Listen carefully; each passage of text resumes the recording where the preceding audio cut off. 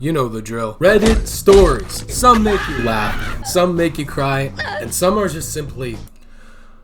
I have found a handful of stories I want to share today until I've had enough. But since I'm such a kind person and honestly just great at life, I'm gonna give advice on how to fix whatever problem is in each story. Okay, let's get it. The milk swap. Me and two other guys share an apartment together, and we split all the bills. The only thing we don't split costs on is groceries. Everyone's in charge of buying their own food, and we don't touch whatever doesn't belong to us in the fridge. We put our names on everything so no one gets mixed up. The issue has been going on almost a year, and I'm sick of it. I gotta sneeze. Come on. Holy shit. One of my roommates, R, keeps stealing my food. I get home from work and containers with my leftovers are sometimes missing. They have my name written on it too. Or my stuff finishes too quick. My gallon of milk, for example. I buy almond milk because I like the taste, but it seems to finish after a week even though I've only drank it once or twice. I confronted R about this lots of times, and that's caused a lot of arguments. He outright denies it and tells me I'm crazy even though it's so obvious. My other roommate and I carpool together because we both work the same early morning shifts around the same area. So I know it's not him. It's always after we get back home and R's already left for work that I notice my food's gone. My roommates also had a similar problem, but not as often as I do. I'm guessing cause R doesn't like what he buys. This story's already pissing me off, I don't know why. The funny thing is R buys a lot for himself and is even more stingy about his food. He will literally point out what's his when he comes back from grocery shopping and tells us not to touch it. Ooh, this guy deserves a slap, I'm not gonna lie. Last week, my milk was nearly empty again and I got fed up. I went to the liquor store and bought regular dairy milk. I drank what was left of my almond milk and refilled the gallon with the one I bought. This was to catch/prove R is the one stealing it, since he's lactose intolerant. Okay. The next day, Saturday, we get back from work and R is pissed. He yelled at me that he was stuck in the bathroom for 40 minutes with diarrhea because of my milk. He was using it to make a shake. I only responded with, so then you're the one who's been stealing.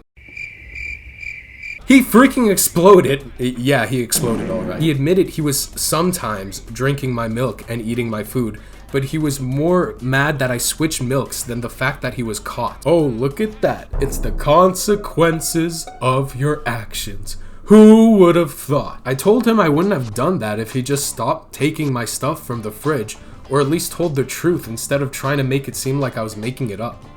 My roommate backed me up and thought it was kind of funny. He got payback for stealing from us. It's a little tense right now, and my roommate told me R is trying to convince him to agree to kick me out. Little does he know we're both looking to move somewhere else together because we're sick of his shit.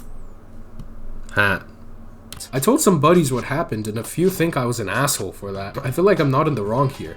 He was taking my food and not even owning up to it, and I wanted to prove it. Does that make me an asshole? So right off the bat, this guy is slimy, disgusting, putrid, scum, this R guy is. Not only does he steal the food of others, which already pisses me off, he has the nerve to be stingy about his own food. Also, I don't really understand the argument that OP should not have replaced his milk to ketchup. Isn't him complaining about OP replacing the milk kinda like a robber trying to be mad at you because your alarms and security system cooked him? Why'd you flying spin kick me, bro? I was only trying to mug you at gunpoint. What the f is wrong with you? So no, you're not the asshole, bro. Yeah, it's just payback. It's kind of like when I get banned in a game. I don't really throw a fit or get mad about it because I know it's probably because I said something extremely vile and toxic or did something really dumb. Like, you can't complain about the consequences, you just kind of gotta deal with it, bro. But I have a solution, and you may be saying, hey, this seems resolved, they're moving out and all that. No. It's not enough. Get some lemonade, down it, piss in the bottle, put it there for him. This is some funky tasting lemonade. Oh yeah, it is, R. That it is. His girl brought him some chocolates for Valentine. Yoink the case, give the chocolates to your homie, shit in the case, make it look all gourmet and fancy looking. It's been a couple years, y'all have moved on with your lives. He ordered a chicken wrap from KFC, sneak in the back, knock out the workers, come in the sandwich. this wrap got a special sauce. What is that? It's delicious. It's got a special sauce, alright. I want this R guy to be like he's on the show Is It Chocolate, but with your bodily fluids. There's no mercy for this thief. None. Zero. No measures too extreme. It's revenge time. We have to purge this filthy food stealer. Anyways, you're welcome. Next story! The steak incident. Last night, my wife's boss from her brand new job invited us over for dinner. On the drive over, my wife reiterated many times to me just how important it was to make a good impression. I scoffed and arrogantly informed my silly wife that I always make good impressions. My wife's boss is a single lady in her 50s, so it was just the three of us. We chit-chatted over drinks and salads and seemed to really be hitting it off. She laughed at my well-timed, perfectly appropriate jokes, and my wife seemed pleased. You're fucking corny, dude. Soon she brought out the main course, a nice, big, juicy steak for each of us.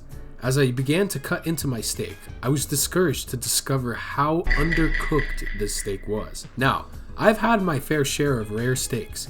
I prefer medium, but I can handle rare.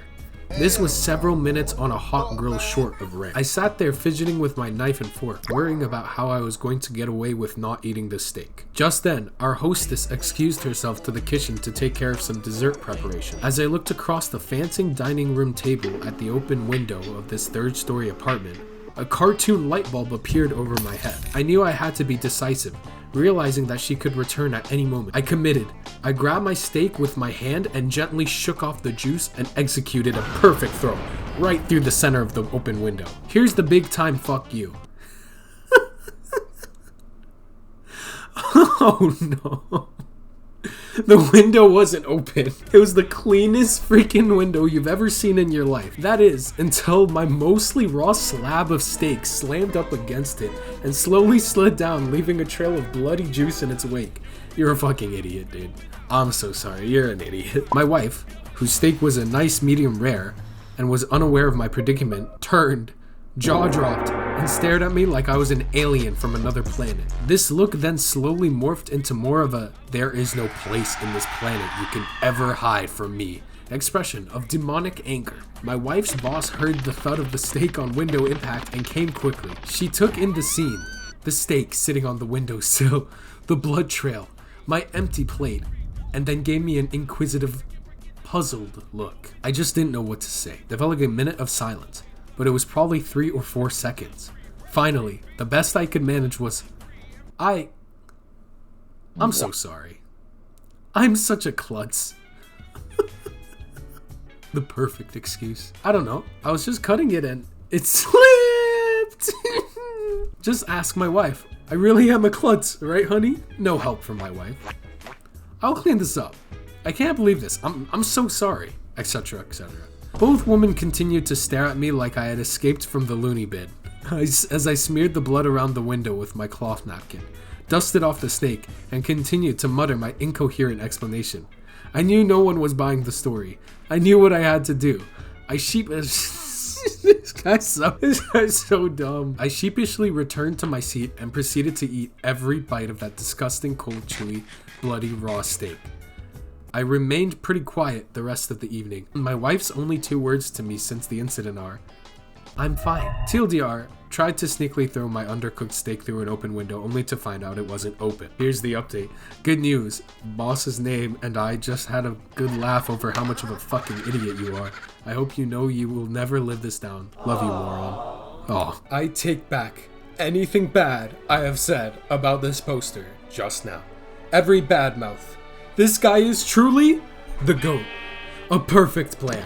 Perfect execution. And when it failed, with his quick thinking, he made the perfect, dare I say, bulletproof excuse. I have no advice for this man, for he has saved himself. Nay, he should be giving me, yours truly, advice. Everyone, a round of applause for him. The Justified Bride. So I, 27 female, am getting married to my fiancé, 27 male, in a little under 3 weeks. Everything has been going amazing with the planning, and I'm ecstatic for the day. My best friend, Cassie, whom I've been friends with since we were 10 years old, is my maid of honor. She is truly one of the sweetest people I've ever met and has stuck with me through everything. She's been the biggest help in planning this whole ordeal, and I wouldn't trade her for the world. However, I've never been the biggest fan of her girlfriend, Sophie. I always show her respect and I try to include her in things, but she's a huge introvert and sometimes it can come off as disrespectful in return. Brackets Cassie's own words. They always seem to be very happy together, so I hope she warms up to me a little in time. They've only been together for a little over a year and a half. Several days ago, Sophie approached me, asking me if I'd be okay if she proposed during my reception. What? She claimed it would be a great way for Cassie and I to bond more, having our weddings linked and all of that. Not that we need any more time to bond, she's already my other half. I love Cassie to death, but I'd never allow that for anyone. I shut the idea down immediately, and Sophie got all pissy with me and left. She said something along the lines of, "I don't need your permission anyway," and walked out the door. Yes you do need her f***ing permission, the fuck. This made me fearful that she'd attempt it anyway, so I went to Cassie. Needless to say, Cassie was mad. I never really see her get angry, but she was livid. She apologized profusely and said that she couldn't believe Sophie would ever think of doing something like that. And that was the end of our conversation. However, 2 days ago, I got another call from Sophie, berating me for spoiling her plan to propose, and was informed that Cassie would be attending the wedding by herself, and is currently not speaking to her. I was concerned that wasn't the entire story, so I called Cassie. She was a mess. Said she was staying with her parents right now, and disinvited Sophie as her +1 because she was scared Sophie would have proposed anyway, given the chance. And she didn't want to ruin my wedding. I told her to come stay with me for a while instead, and she showed up several hours later, still a complete mess. She said that she and Sophie had a huge fight, and she was reconsidering whether or not she wanted to stay in this relationship. According to Casey, these huge fights are a common occurrence. I feel awful for ruining her proposal, and potentially ruining her relationship. Cassie has been picking herself up in front of me, and continuing to be great with the last minute to-dos, but I've caught her crying while I'm not around. I love her, and I don't want her to resent me for this. So I need to know, am I the asshole? And is there anything I can do to fix this? You are not the asshole.